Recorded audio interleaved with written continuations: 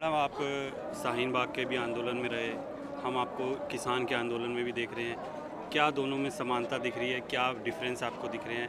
कैसा लग रहा है आंदोलन को देख के? देखिए, आप तो जानते हैं कि शाहीन बाग में भी हम लोग रहे थे।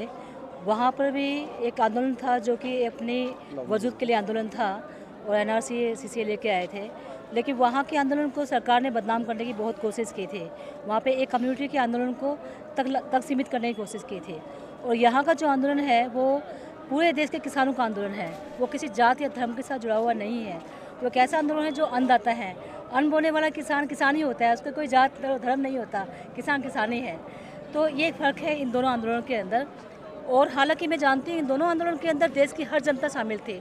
एनआरसी का जो मूवमेंट हुआ उसमें भी देश की हर जनता, हर धर्म के लोग शामिल थे और इसमें भी हैं। ये समानता है, लेकिन डिफरेंस उन्होंने करने के लिए चाहा। और यहाँ पर मैं एक बात और बोलूँगी कि ये सरकार जो सत्ता में बैठी हुई है ये हमेशा ही आंदोलनों को बदनाम करने की कोशिश करती है। शाहीन बाग के आंदोलन को जिस तरह से इन्होंने बदनाम किया, आप जानते हैं कि 500-500 रुपये लेके बैठे हुए हैं, बिरयानी खा रहे हैं, सब कर रहे हैं।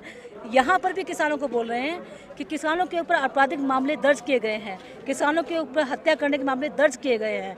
तो मतलब जो आंदोलन कर रहा है वो अपराधी है, वो हत्यारा है, लेकिन जो हत्या कर रहा है वो खुलेआम घूम रहा है। ये है सरकार का एक चाल जो सरकार ऐसा कर रही है। ये स्पष्ट दिखाई दे रहा है कि सरकार आम जनता की नहीं है, ये पूंजीपतियों की सेवा करने वाली सरकार है। सरकार तो कह रही, कुछ लोग तो कह रहे हैं कि यहाँ पर जो महिलाएं वगैरह आ रही हैं 100-100 रुपये दे के लाया जा रहा है। देखिए, वो तो ऐसा बोलेंगे, उनका काम है। क्योंकि आप देखिए कि जो भी मूवमेंट हुए हैं उन्होंने हमेशा ऐसा किया। क्यों किया? इसका कारण है क्योंकि इनकी जब पार्टी की रैलियां होती हैं तो अपनी पार्टी की रैली में पैसा दे के लाते हैं। तो इनको लगता है कि सब कुछ ऐसा है। कहावत है ना कि सावन के अंधे को सब कुछ हरा हरा नज़र आता है। तो ये कहावत इन पर फिट होती है क्योंकि ये पैसा दे के, क्योंकि इनके पास इनके विचार की ताकत नहीं है, इनके पास वो कोई ताकत नहीं है।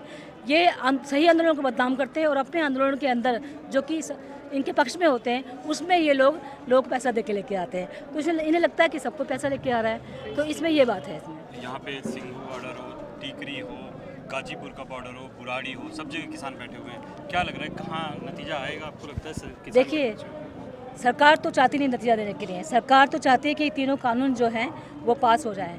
30 तारीख को मीटिंग थी, उसमें कुछ नहीं निकला। 200-250 से ज़्यादा किसान संगठन शामिल है इसके समिति के अंदर, लेकिन उन्होंने सिर्फ 35 लोगों को बुलाया।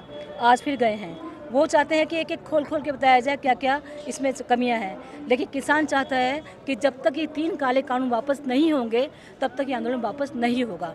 और देश की पूरी जनता ही चाहती है। एमएसपी लागू कर देंगे, उससे क्या होगा?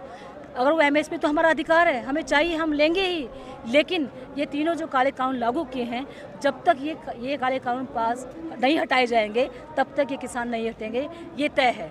क्योंकि अब सिर्फ ये हरियाणा का किसान नहीं, पंजाब किसान नहीं, पूरे देश का किसान इकट्ठा हो चुका है। गाजीपुर का बॉर्डर बंद है, टिकरी बॉर्डर बंद है, सिंघू बॉर्डर बंद है। और सिर्फ यहाँ ही नहीं, महाराष्ट्र में, आंध्र प्रदेश में, उत्तराखंड में, हर जगह में किसान आंदोलन कर रहे हैं। तो ये तय है।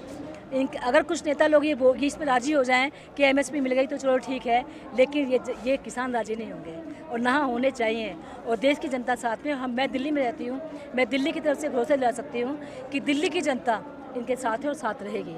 साथ में एक बात और बोलूँगी, आप देखिए कि इनकी बीजेपी की सरकार के नेता ही, इनके विधायक ही इसके खिलाफ इस्तीफा दे रहे हैं। ये तो वैसे ही हारे हुए हैं, इन्हें तो हारना ही है ना। तो इसलिए हम जीतेंगे, जीत हासिल करेंगे। पहली बार देखा कि कुछ बीजेपी के विधायक भी मतलब इस्तीफा दे रहे हैं, दबाव में इस्तीफा दे रहे हैं। ये आंदोलन की जीत है क्योंकि इतना बड़ा हजूम, लाखों किसान सड़कों पर हैं। ये पंजाब से जो किसान आए हैं, कितने समर्थ किसान हैं, लेकिन सड़कों पे हैं, सड़कों पे बैठे हैं, रात में सो रहे हैं, यहीं रह रहे हैं। एक 3 पीढ़ी मूवमेंट में शामिल है, दादा, पोता और पिताजी, ये 3 पीढ़ी मूवमेंट में हैं। तो इस आंदोलन को हरा सकता है? इस आंदोलन से हार के भागेंगे ये बीजेपी के लोग, ये तय है। भारत का प्रधानमंत्री जो जब ये आए तब क्या कह रहे थे? तो कह रहा था 2 करोड़ लोगों को रोजगार दूंगा। क्या उस पर खड़े पाए? आज तो जकरा भी नहीं करते। ठीक है। और आप जिस बात ने भी देखोगे, सिर्फ चंद जो पूंजीपति हैं, सरकार उनके लिए काम करती है। मेरा ये भी कहना है, लॉकडाउन लगा कर देश की अर्थव्यवस्था 23.9% माइनस में चली गई, पहले 4% प्लस में थी। एक तरफ तो ये हालत है, अब भाई जगह जगह कटौती कर रहे हैं, कर्मचारियों का महंगाई भत्ता भी बंद कर दिया। पेंशन तो खुद बीजेपी सरकार बंद करके गई थी अटल बिहारी के टाइम में ही, और अपने लिए खुद कोई खर्च में कमी नहीं है। 8,500 करोड़ में 2 हेलीकॉप्टर राष्ट्रपति और प्रधानमंत्री के लिए हैं। एक तरफ ये स्थिति है, 25,000 करोड़ में पार्लियामेंट का वो निर्माण कर रहे हैं। देश की जनता को बता रहे हैं कि हमारे पास पैसे की कमी है, तो पैसे की कमी तो वैसे तो रोक दो। जीत कैसे रही है सर? आप बोल रहे हैं लेकिन पिछले 18 साल से प्रधानमंत्री मोदी तो बिल्कुल समझ लो अजय रथ पे सवार है। ऐसा है, ये अगर आप सभी चैनल को देखो ना, वो जनता को मोदी सरकार के गुणगान में, झूठे गुणगान में, जैसे वो हिटलर का प्रचारक नहीं था गोएबल्स, वो कहता था एक झूठ को 100 बार बोलो तो लोग उसी मानने लग जाएंगे। जब सभी टीवी चैनल सरकार का गुणगान करेंगे तो जनता को कुछ भ्रम हो जाता है, कुछ भ्रम में डाल देते हैं। दूसरी बात ये है, उसका अल्टरनेट बोला कांग्रेस, तो कांग्रेस से तो लोग मतलब उसको बदनाम होने से, जन विरोधी नीतियों की वजह से, पूंजीपतियों की सेवा करने की वजह से लोग उसके खिलाफ हो गए। तो उन्हीं पूंजीपतियों ने, ये अंबानी अडानी पहले कांग्रेस के साथ थे, अब ये बीजेपी के साथ हैं, तो असल में तो चुनाव से समाधान नहीं होगा। ये जो आंदोलन है, ये सरकार की छाती पे बैठा है। और हम तो ये भी कहते हैं, ऑल इंडिया किसान खेत मजदूर संगठन का तो ये भी कहना है, अगर सरकार नहीं मानेगी तो ये जो पार्लियामेंट है, इसके चारों ओर यही किसान इसका घेराव कर लेगा। आपने घेरने की बात कर दी। अभी जो भारतीय किसान यूनियन टिकैत, उनके जो राकेश टिकैत जी हैं, उन्होंने भी कहा है कि अगर सरकार कोई ठोस परिणाम नहीं निकालती है इसका, तो 26 जनवरी को दिल्ली में कूच करेंगे परेड में। तो कैसे इसको चलो देखो, इसमें तो ऐसा है, हर संगठन है, कुछ अपनी उनकी जो समझ होती है वो कहते हैं। हम ये कह रहे हैं कि जो ये आंदोलन उठ के ख़ास तौर से पंजाब से, फिर हरियाणा इसमें मिल गया, और मध्य प्रदेश, और आज सारे देश में प्रदर्शन हो रहे हैं 3 दिसंबर को, तो हमें समझ लेना चाहिए। और सरकार अगर नहीं मानेगी तो बीजेपी सरकार के दिन उल्टी गिनती शुरू होगी। जितना भी उन्होंने प्रचार कर लिया, जितनी भी झूठ फैला ली, लेकिन धरातल पर लोगों में आक्रोश बढ़ता जा रहा है। और असल में ये आक्रोश है तो जो पूंजीपतियों का शासन है उसके खिलाफ है। मोदी आ जाए, कल मोदी चला जाएगा, लेकिन फिर भी किसी न किसी पूंजीपतियों की सरकार को बनाएंगे, तो चुनाव से समाधान भी नहीं होना। 17 बार लोकसभा के चुनाव हो लिए, समझ गए। अगर चुनाव से कुछ होता तो अब तक तो हो जाता। ये जन आंदोलन ही है।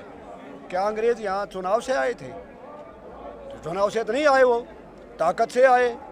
प्लासी का युद्ध होया, बक्सर का युद्ध होया है, तब उनका देश पर शासन होया, और अंग्रेज चुनाव से गए भी नहीं। हम देखते हैं देश के कितने लोगों ने शहीद हुए हैं। आप भगत सिंह का नाम ले सकते हो, करतार सिंह सराभा का, खुदीराम बोस का, सुभाष चंद्र बोस का। इन लोगों की कुर्बानी से और कुछ अंग्रेजों का विश्व युद्ध में कमर टूट गई, दूसरी ताकतें आ गई। तो इसी ढंग से देश का जो पूंजीपति है, इसको भी देश का मजदूर किसान मेहनत कश लोग एक दिन यही आंदोलन आगे बढ़ते बढ़ते इनके राज को उखाड़ कर फेंक देगा, और कोई रास्ता नहीं। आपका क्या नाम है, परिचय? मेरा ईश्वर सिंह राठी, ऑल इंडिया किसान खेत मजदूर संगठन का कार्यकर्ता।